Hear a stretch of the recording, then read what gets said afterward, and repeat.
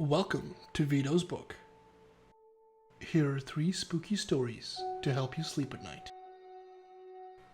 Our first story, The Brave Ones, by scarymaxx. Here they come again, the brave ones. Another Halloween night, and the kids are back. Here to prove they're fearless. The old house's floorboards creak beneath their sneakers. Only half an hour until midnight, so I have to work fast. I start with their flashlight, blowing lightly against it so that it flickers, but this inspires little more than a nervous giggle. 15 minutes until midnight. Time to take things up a notch. I hover up to the ceiling and will my body into flesh.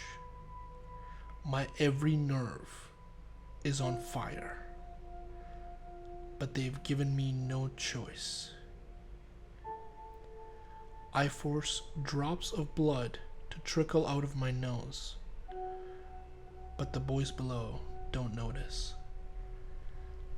I knock against the ceiling, but they won't even look up. "I thought this place was supposed to be haunted," says leader. What a joke. 5 minutes until midnight. I'm running out of time. With the last of my strength, I scream so loud that they finally turn to look up at me. I like to think I put on a good show. I sway on an invisible nose, and the blood flows freely from my nostrils now. A couple of drops hit a skinny one with a crew cut. The boys scream and run into the night. Just in time. Below me, I hear the thing turn. Its disappointment palpable. For now it sleeps, but one day I will fail. The boys will be too brave, and I won't scare them out in time. One day, they'll wake it.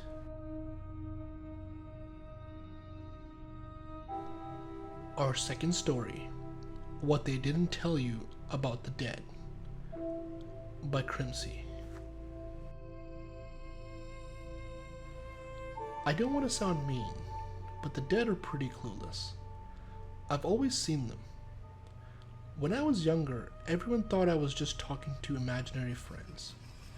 After a couple of years, when I overheard my parents talk about calling a psychologist, I realized what I was talking to. See, ghosts don't tend to realize they're dead, and they don't look like in the movies.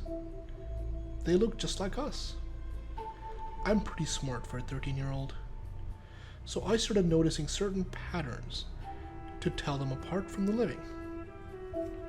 They could be a bit distant from living people, or you'd see them trying to talk to people who won't even notice them.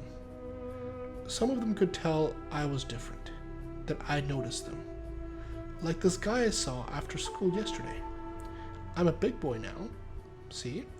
I don't need my parents to pick me up. Home is just a short walk away. He was standing away from the other parents, didn't talk to them, just stared at me. That's how I knew he was one of the ghosts. I went over, told him I knew what he was, and asked him how I could help him. I don't remember much after that.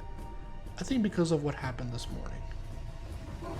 Downstairs, my parents were crying. I tried talking to them, but they ignored me. They must have died last night somehow. Sometimes the new ghosts wouldn't talk to me. Some police officers and reporters just arrived. They won't talk to me either. Just my parents. It's weird. I've never seen so many ghosts together before. Why won't anyone talk to me?